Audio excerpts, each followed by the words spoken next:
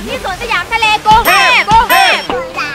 แค่พร้อมแล้วท่านจะพาขึ้นเล่นกับเบเบ้อะไรทำใจดีๆไว้หายใจเข้าลึกๆแต่ไม่ได้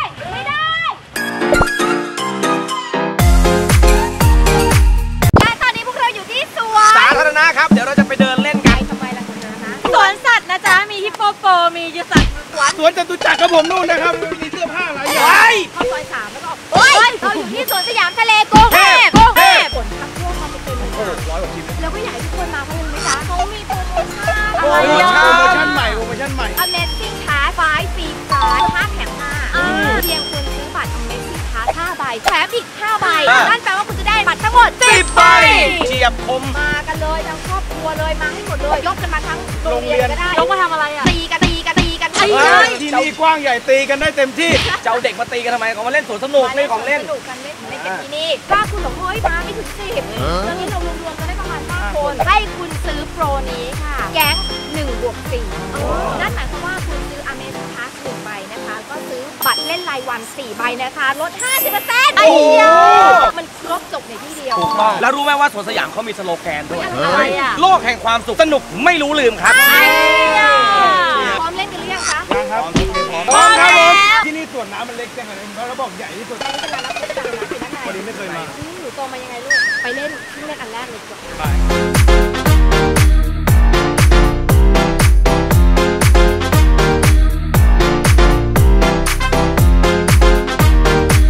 ตอนนี้เราอยู่ตรงโซน Family World อันไหน Family World ลงด้วยดอเด็กตัวดีลูกไม่ใช่ World Family World นี่ตัวท็อป Family World สิ่งที่สำคัญที่มาแล้วขาดไม่ได้เลยคือมะหมูคือเป็นซิกเนเจอร์ของที่นี่มาแล้วก็ต้องเล่นถ้าไม่เล่นถือว่ามาไม่ถึงที่นี่เขามีหลากหลายโซนคือโซนแบบ Family Adventure ขึ้นไปตึก15 ชั้นแล้วก็ปล่อยตกลงมาแบบนี้ก็มีเอาใจลูกก่อนที่เราจะจับลูกขึ้นรถไฟเหาะตีลังกาดีไหมบอกพร้อมยังพร้อมแล้วทะเลกรุงเทพนี่โหดไหมวะอยากได้ลูกเสือต้องเข้าปากเสือเข้าไปบ้าเลยปากเสือก็ลูกมันอยู่ในปากแม่มันไม่ได้กินลูกมันก็ไปอยากเข้าถ้ำเสือต้องถ้ำเสืออยากได้ลูกเสือก็ต้องเข้าถ้ำเสือ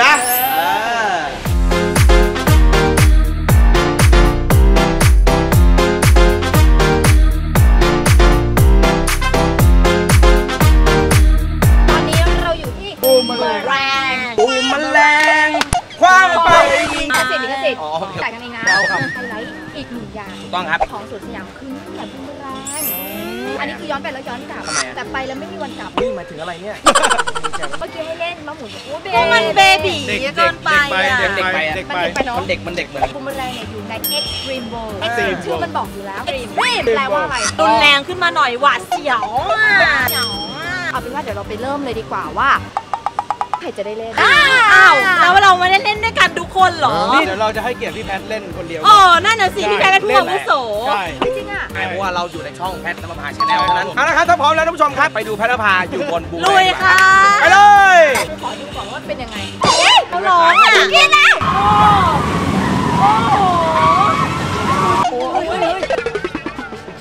พี่แพทให้พรเด็กๆก่อนคือจริงๆอยากเล่นมากบูมแมลงเป็นอะไรที่ดีที่สุดถ้าพี่แพทจะโอน้อยออกแล้วขึ้นมาเล่นก็ได้นะพวกหนูจะไม่อะไรเลยจะดูลูกติดพี่ป้าแล้วเครื่องเล่นนี้เล่นได้ป้าพี่เห็นไม่ได้พี่นับได้เลยนะเครื่องเนี้ยพี่นั่งมาตั้งแต่ตอนพี่อายุละอ่อนน้อยเลยนะก็ตอนนั้นยังไหวตอนนี้ไม่ไหวก็บอกมาเถอะอย่าเถียงแม่อย่ากรี๊ดให้คันข้างหลังเขากรี๊ดไปมันไม่ได้เสียวขนาดต้องกรี๊ดการ์ดอะไรพูดอย่างเดียวไม่ลงมานั่งไม่รู้อยากให้เราลงมาเล่นบ้างจังเลยเบนี่ไงเล็กยังอยากเล่นเลยถ้าพร้อมแล้ว1 2 3โอ้ยเอาให้พี่ข้างหน้าเลยเขาถอยหลังก่อนไหมมึงถอยแล้วเบธรรมดาไหลเรื่อยๆชิวๆพี่นั่งหน้าไม่พี่ผมนั่งหน้าหน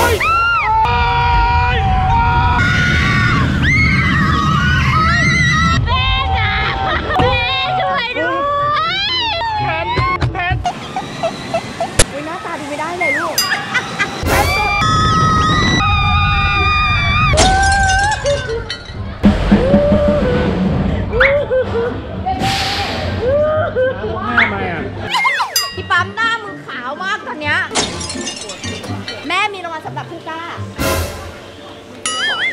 แบดไหวไหมลูกไม่ร้องไห้ลูกหนูอยากเล่นอีกเหรอลูก ลืมตาเป็นช่วงๆถ้าเราลืมตาผิดช่วงเนี่ยคือชีวิตจบจริงเราเนี่ยชีวิตจบแล้วแต่ถ้าลืมตาถูกช่วงก็จะแบบอ๋อมาเด็กๆไปต่อเป็นไงบ้างพี่เครื่องเล่นเมื่อกี้เสียวมากแรงคือดีมากแบบน่าซีเลยถ้าลืมตามาผิดชีวิตเปลี่ยนเลยนะของผมอันนั้นนะผมพูดไปแล้วอันนั้นอ๋อแฮมหรอใช่210 บาทพอดีผมมีบัตรประชาชนลดได้ไหมครับเมื่อกี้ป้าขับอะไรนะไอ้เหี้ย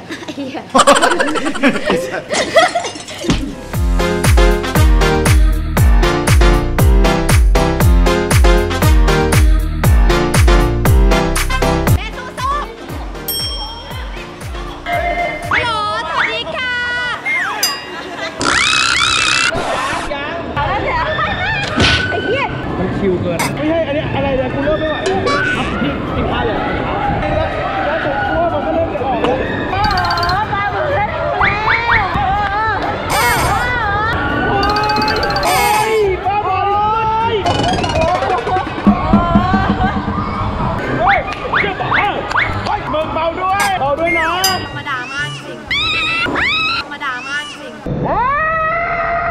ายมากเลยอ่ะเดี๋ยวไปตอบเลยเดี๋ยวกันเดินให้ตรงนะเดินให้ตรงไม่อ้วกนะยืนให้ตรงอย่าดมห้ามหายนะแม่เมื่อกี้ยังเต้นได้ประมาณเพลงได้แบบตึงๆไม่หยอกอ่ะไม่หยอกใช่ออกเนี่ยเฮ้ยปลาหมึกยักษ์คือเบมากเลยอ่ะเห็นนั่งเงียบเลยทำยาดมหายสกิดผู้ใหญ่เลยอย่าดมต่อไปก็คือทากาดาเดี๋ยวเราจะมีกติกิ้วเฮ้ยกติกาถูกแล้วโดยการที่ให้พวกเราทั้ง4คนนี้วันนี้ไม่ใช่ไม่ได้กินเดี๋ยวถ้ามึงไปตัดอะตบที่4กูแล้ววันเนี้ยไม่ได้กินไม่ครึ่งเช้าเองกติกาของเราก็คือเดี๋ยวจะให้ทุกคนเนี่ยถือป๊อปคอร์นโดยที่จะถือเป็นกล้วยแบบนี้ให้เต็มเลยนะแล้วพอเล่นจบมาวัดดูให้เหลือป๊อปคอร์นน้อยที่สุดโดนลงโทษห้ามปิดปากเลยเท่านี้ไม่รู้จบที่5ของมันก็จะไม่พออยู่แล้วมึงนี่ใช้หิวนะดูท่าทางนี่นะเอาเต็มแก้วนะกินมันก็เต็มแล้วเต็มแล้วมึงอย่ากินสิคนได้แล้วคนรอแล้วไป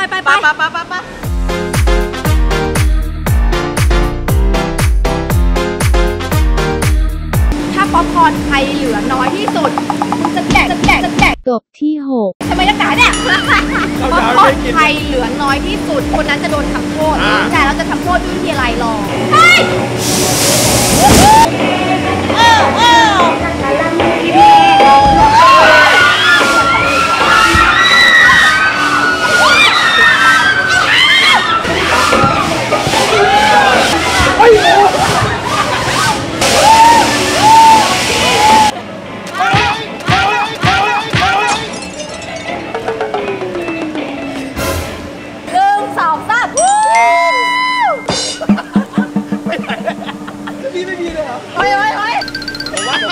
พี่แพ้กันเป็นโอเคเรารู้แล้วว่าคนแพ้คือใครคนแพ้คือไอ้แม่เดี๋ยวเราไปดูบทลงโทษกันโอเคไป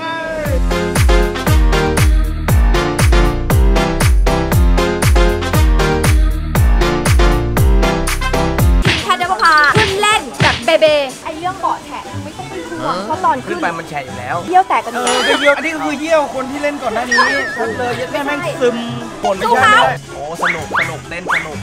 อย่างเงี้ยแหละไกด์ไปลูกนี่ก็เป็นตากล้องที่เรารักมากโทษทีนะลูกหนูใส่แพมเพิร์สมาแล้วน้องลูกนะโอ้โหสบายมากสบายมากคือผมใส่แบบกันเลิฟเลยคือแทนที่แพนลึกติดฟันอ่ะมันเป็นถ่ายภาพไว้เผื่อตอนลงมาแล้วไม่ได้ถ่ายรูปอ่ะหัวสูงโอ้ยคนดูวิวกันโอ้ยไม่สูงไปไม่ไหวแล้วว่ะเอาตรงเยี่ยวเล็ดละไม่เยี่ยวเล็ดแล้วว่ะไม่ได้เลยอ่ะกูเริ่มเสียวแล้วเหมือนกัน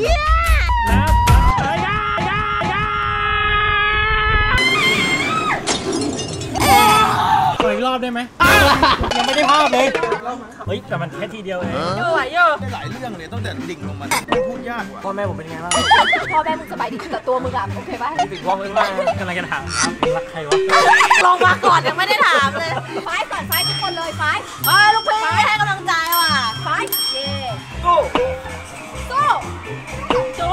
เราไปรอดูตรงนู้นตั้งกล้องดีๆนะไม่เอาอีกรอบแล้วนะขึ้นเลย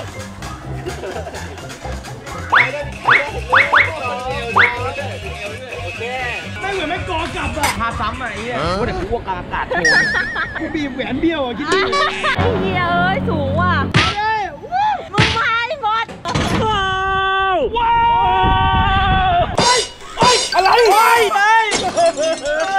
ทำไมกูไม่ตามรอบแรกเสร็จไปเลยแม่แม่ลง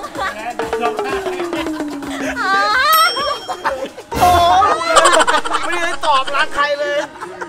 แล้วตอนนี้เราอยู่โซนสำหรับเรสซิ่งเลยคือ small world ค่ะประมาณ3 ถึง 5 ขวบที่ส่วนสูงไม่ถึง130ประมาณเนี้ยเพราะว่าถ้าส่วนสูงไม่ถึง130เนี่ยก็จะเล่นเครื่องเล่นอะไรที่อย่างที่พวกเราเล่นไม่ได้มีเรือพายแล้วก็มีสไลเดอร์มีม้าหมุนเอาใจเขาหน่อยเขาจะไปแล้วบ๊ายบายหน่อย กล้องก่อนบ๊ายบาย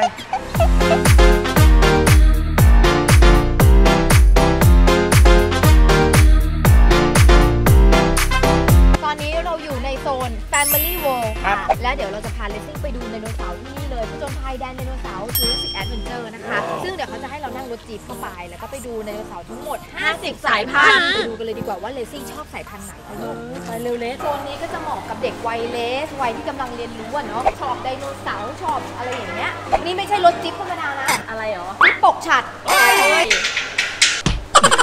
มีเสียงซาวเหรอเมื่อกี้เหมือนอยู่ในยุคจูเลสสิกพาร์คเลย เรากำลังจะไปผจญภัยป่ากันข้างในนี่เดี๋ยวเราขับไปทางซ้ายมือจะเป็น13หมูป่านะครับติดไม่ใช่มืออุ้ยนั่นไงเลยข้างบนก็มีนี่นู่นแบบห้อยลงมาเป็นฟิลสัมผัสธรรมชาติจริงๆชื่ออะไรคะถ้าตอบได้กูวิ่งนี่คอยาวลูกกระรอกลูกเขาให้มาดูไดโนเสาร์นะครับกระรอกไอ้ข้างนอกไม่เกี่ยว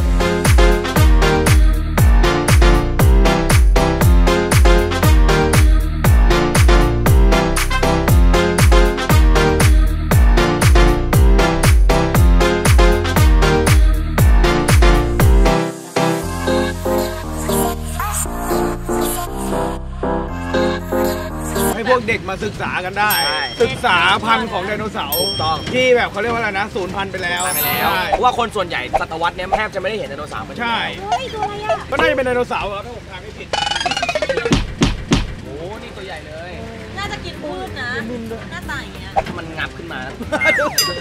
กลัวไหมอย่าหยองไม่กลัวนะคุยเลยคุยเลยโอ้กูติ๊กยุคหินไม่ดีเลยนะมันเป็นข้างทำไมฮะถ้ามองว้ายไม่ใช่ถ้ามองแอบดูอย่างนั้นเขาเป็นมนุษย์ถ้ำในอดีตโอเคซียูไม่ต้องตามกันไปเขามีชื่อนะไอ้จิกไอ้โจไอ้โกไอ้เตี้ยอ๋อใช่เหรอไอ้จิ๋วไม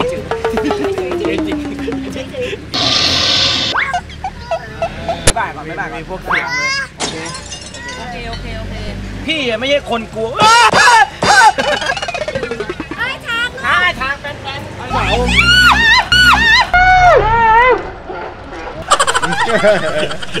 เฮ้ยมันมีน้ำจริงๆเป็นกิมมิคของเขาที่เขาสร้างให้แบบทุกคนเนี่ยผ่านมาหมดทุกคนแล้วตอนนี้เราอยู่ที่โซนที่สุดท้ายของเราแล้วหลังจากเล่นมาเหนื่อยๆครับผมต้องจบด้วยโซนนี้เลย Water World นี่โซนน้ำสวนอะไรนะดูเลสอยากเล่นสุดเลยซึ่งเขาบอกว่าที่นี่เนี่ยก็จะมีสไลเดอร์7 สีถูกต้องครับที่เป็นที่ขึ้นชื่อใช่เป็นกิมมิคของที่นี่เลยก็ว่าได้พวกเราจะพลาดได้ยังไงถูกต้องครับใช่พวกเราไม่พลาดแน่นอนไม่พลาดไม่ใช่7 สีนี่เรื่องส้มตำ อีกหนึ่งอย่างเลยนั่นก็คือไซแอนลากูนเป็นสวนน้ำโซนใหม่ล่าสุดของทางสวนสยามเลยเหมาะกับทุกคนในครอบครัวและอีกหนึ่งอย่างที่พลาดไม่ได้อะไรสิคลื่นไงเฮ้ยคลื่นอะไรอย่างเงี้ยหรอทะเลเทียมเป็นทะเลกรุงเทพที่ใหญ่ที่สุดนะคะแล้วก็นี่ได้รับการรับรองจากกินเนสโวล์ค่ะเดี๋ยวเราจะไปเล่นทั้งหมดที่เราพูดมานี้เลยโอเคไปจ้ะไปครับ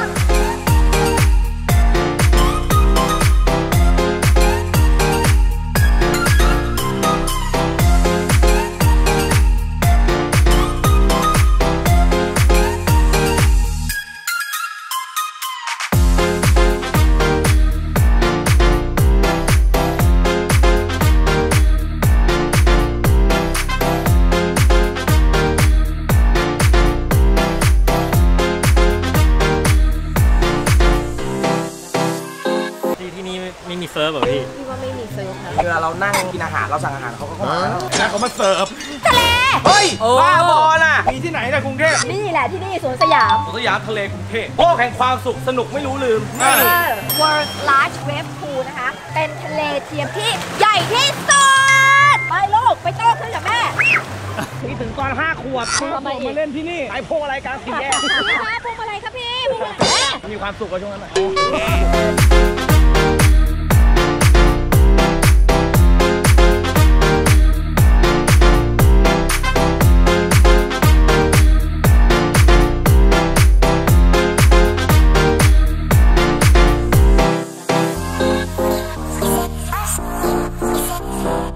เรียกควายอย่าง นี่ นั้น สไลเดอร์ยักษ์7 สีสายรุ้งสูงสุดอีกแล้ว ที่นี่เขารวมที่สุดไว้หมดเลยนะ ใช่ คือถ้ามันเป็นอุโมงค์หน่อยอ่ะกูยังจะกล้านะเพราะว่ากูต้องเห็นโลกกว้างมันไม่ใช่ ก็เหมือนที่แพทบอกเขาให้หนูลงอันนั้นน่ะ กูเยี่ยวเหนียวหมดแล้ว5 4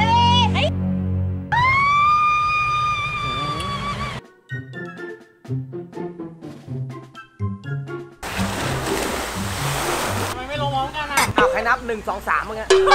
ไม่เอาอ่ะไก่ ยังไม่ปล่อยกูอีก อะไรนะ พร้อมแล้วครับ อะไรนะ คุณแพทพร้อม แป๊บหนึ่งครับ แป๊บหนึ่ง เดี๋ยวก่อนโอ๊ยกูไม่ลงได้ไหมให้กูเล่นอะไรเนี่ยไอ้เหี้ยไม่ได้อ่ะ ได้พี่ ไม่ได้ ทำใจดีๆไว้ หายใจเข้าลึกๆแต่ ไม่ได้โอ๊ยไม่เอาไม่ได้ ไม่ให้ไก่เล่น ได้พี่นี่มันช่องพี่แล้วเนี่ยเจ้าของช่อง แม่งโคตรดี ใครเลือกกูปะเนี่ยน้ำของกัน 1 2 3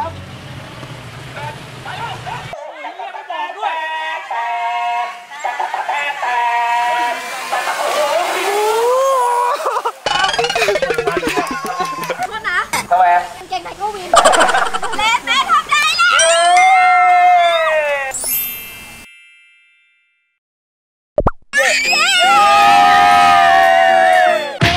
อยากให้มากันเหลือเกินค่ะสวนสยามทะเลกรุงเทพนะคะ อยู่ไม่ไกลมาก็ง่าย ลงทางด่วนแป๊บเดียวถึงเลยเล่นเครื่องเล่นเสร็จกว่าเสียวเสร็จไปเล่นน้ำฉ่ำๆไปเล่นสไลเดอร์7 สีของเราอย่างนี้นะโอ้โหแฮปปี้มาก ขอย้ำอีกนิดนึงสำหรับคนที่มาแล้วบอกว่าเฮ้ยเรามากันเยอะอ่ะมันจะคุ้มเหรอ ตอนนี้เขามีโปร Amazing Pass นะคะ5 แถม 5 นั่นเอง ก็คือซื้อ Amazing Pass 5 ใบจะได้แถมฟรีอีก5 ใบรวมเป็น10 ใบ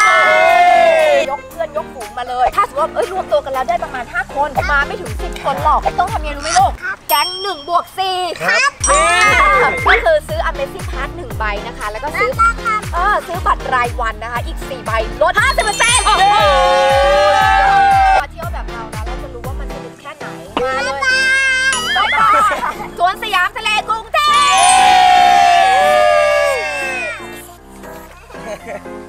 พกระซิบนิดนึงสำหรับ Amazing Pass นะคุณต้องซื้อแล้วล่ะมันสามารถที่จะใช้ได้ตลอดทั้งปีไม่หมายถึงว่าคุณซื้อ Amazing Pass แล้วเล่นได้ทุกอย่างแล้วพอกลับบ้านไปใช้ไม่ได้แล้วโนนะจ๊ะมาวนไปเรื่อยๆวนมาวันนี้พรุ่งนี้ก็ได้จนถึงสิ้นปีก็ยังมาได้มันเลิศตรงนี้แหละแล้วก็เล่นได้หมดเลยมาเถอะฉันขอเพราะตอนนี้ฉันมี Amazing Pass 10 ใบแล้ว การเอาผ่านที่แกล้งยากมาใช่เขาเป็นคนรู้เยอะเพราะฉะนั้นเราเอาแค่ความรู้สึกพอเอาเรื่องความตกใจ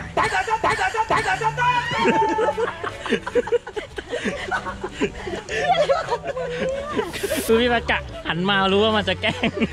คือหันไปคิดว่าจะไปฟังว่ามันจะบอกอะไร แต่ไม่คิดว่าจะแทนที่อะไรอย่างนี้